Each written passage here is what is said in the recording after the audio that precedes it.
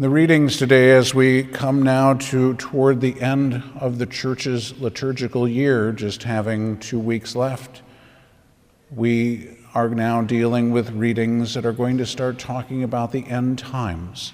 So these last couple of weeks and then the first couple of weeks of Advent, reminding us that our Lord is going to return, the world is going to end, that all of us one day are going to die.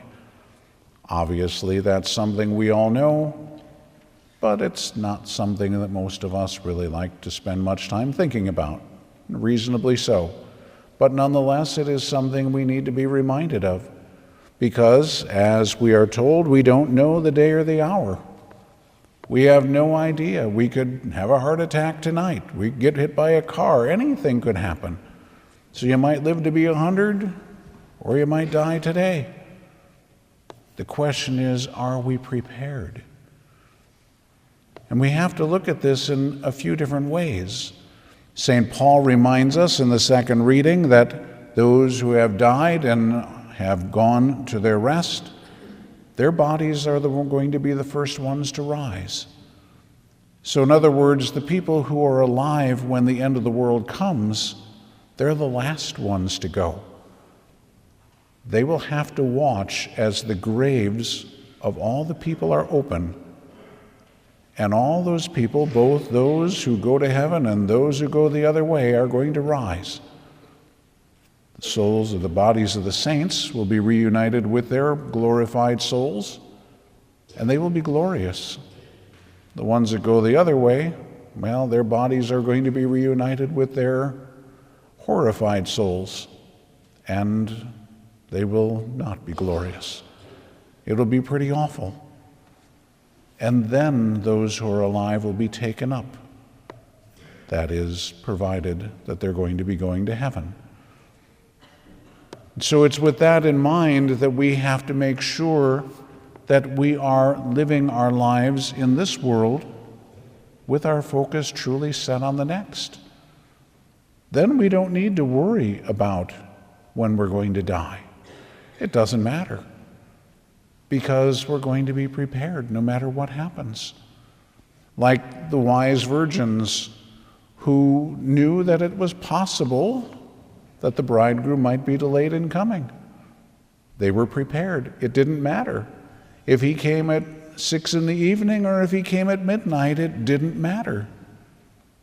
They were prepared. The foolish ones were not prepared.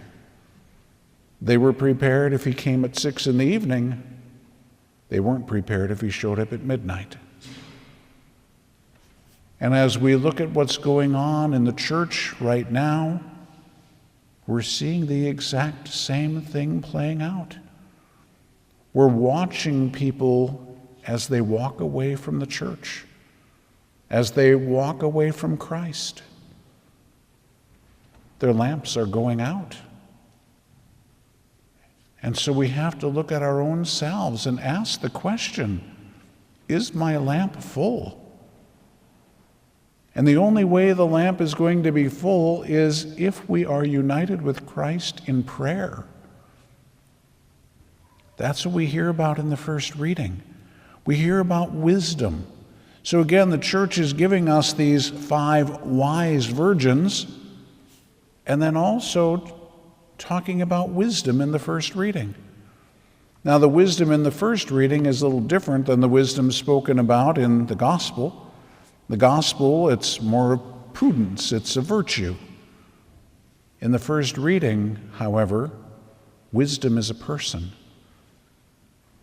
Wisdom is personified in the feminine form because the Greek word for wisdom is Sophia, a feminine noun. But St. Paul tells us, when he wrote to the Corinthians, that Jesus is the wisdom of God. And when you look at Proverbs and some of the wisdom books, it talks about how wisdom was there with God when he created everything and how he found his joy to be among the children of men and so on. Well, that can only be the second person of the Most Holy Trinity. And that's why St. Paul could understand that wisdom, yes, even though in the Old Testament is personified in a female form, that's because, again, it's a female noun, but nonetheless, it's Jesus himself who is the wisdom of God. And we notice exactly what it talks about with regard to that wisdom. It says, first of all, she is readily perceived by those who love her and found by those who seek her. So in other words, wisdom is right there if we want it. But do we want it? Now that sounds like a silly question.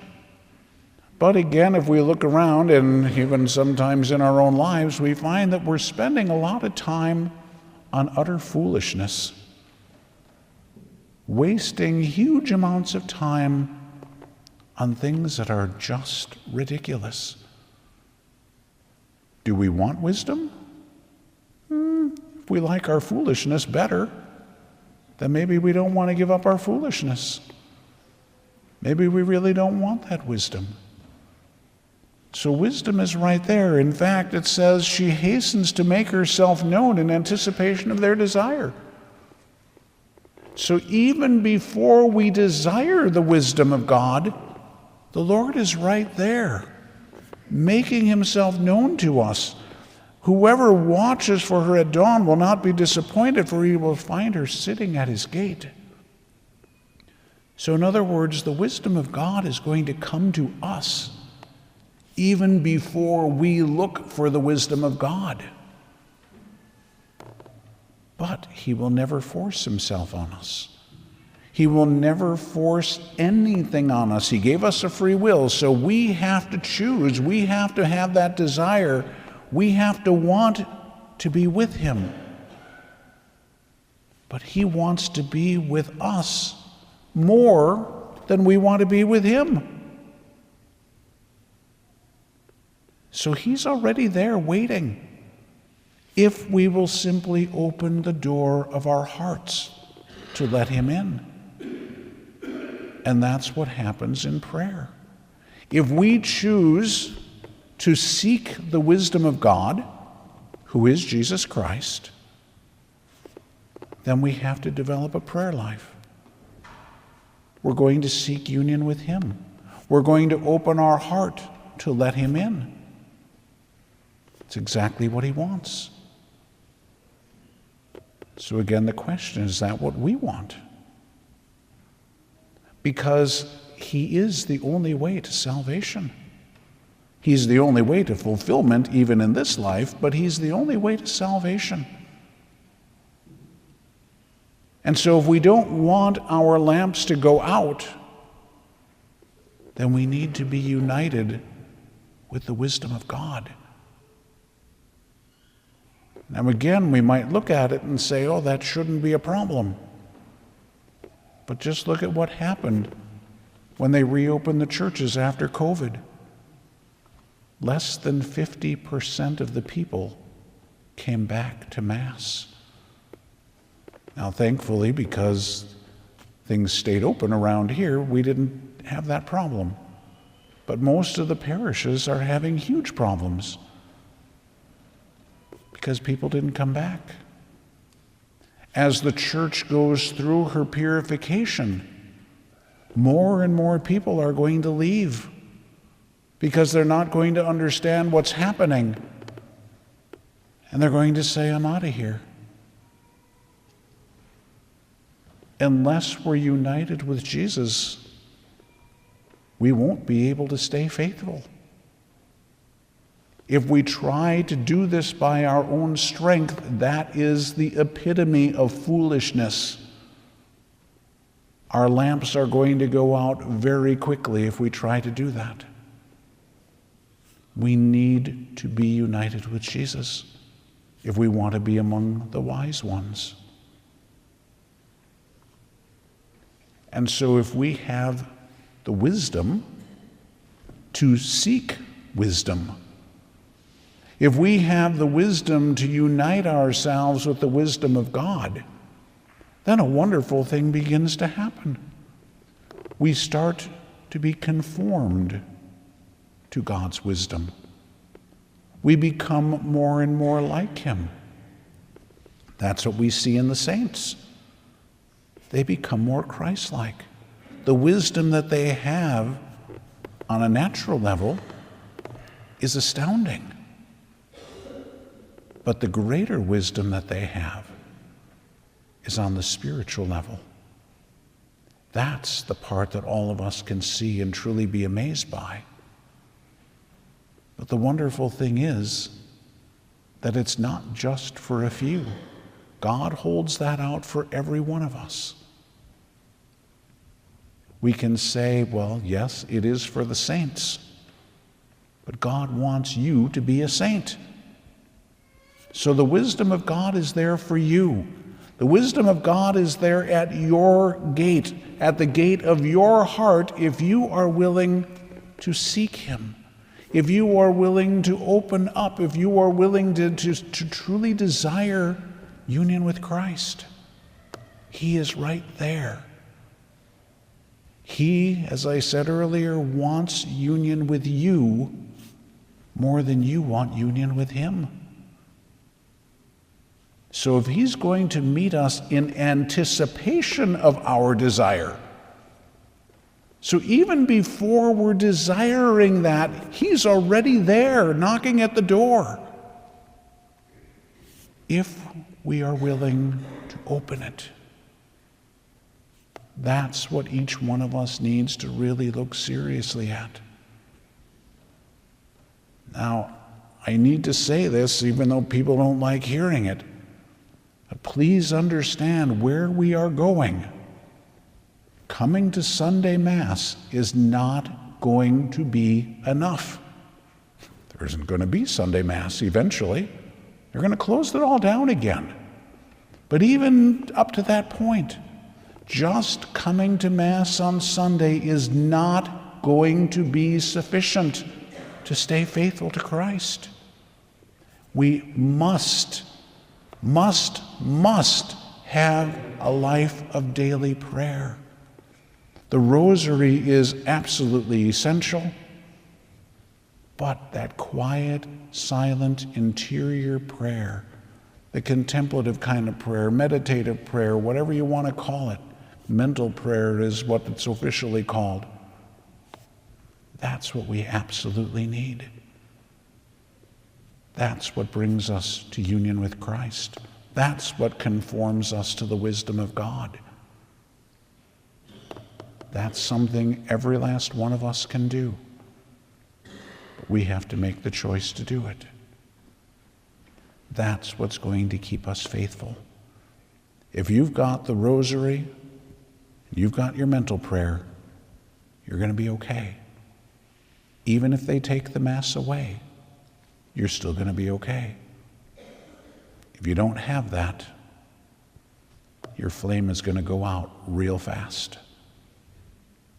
We want to have our lamps lighted and burning brightly, because when the bridegroom comes, because remember, the church is going through, this is the bride of Christ, the church. She is going to be crucified because she must be crucified to be united fully with Jesus. So as these things occur, how are we going to stay faithful? When we watch the difficulties, when we watch the things that are happening, people are, like I said, they're already abandoning the church. We're just hardly getting started, and they're already running away. So how are we going to remain faithful? That is where the wisdom of God comes in. That's what the church is giving us today. If we can be truly wise, we're going to make sure we've got the oil. We're going to make sure that our lamps are burning brightly. And our lamps are going to burn brightly if we have a life of prayer, if we are seeking the wisdom of God, because the wisdom of God is already seeking us. If we are willing to allow him in, to open the gate of our hearts, we're going to be fine. No matter what happens, we're united with Jesus. We'll be fine. Nothing to worry about. But if we try to do it by ourselves, like I said, that's the ultimate in foolishness. Our lamps are going to go out real fast. So the church has given us these readings to teach us a lesson, to call us to be like those wise virgins who didn't just have enough to make it for a little bit. They had enough to make it for the long haul. That's what we have to be about. The one who will provide everything for us is sitting at the gate of your heart. He is anticipating your desire to be united with him. And more than anything, he wants you to be united with himself so that you can be conformed and transformed into the very wisdom of God himself.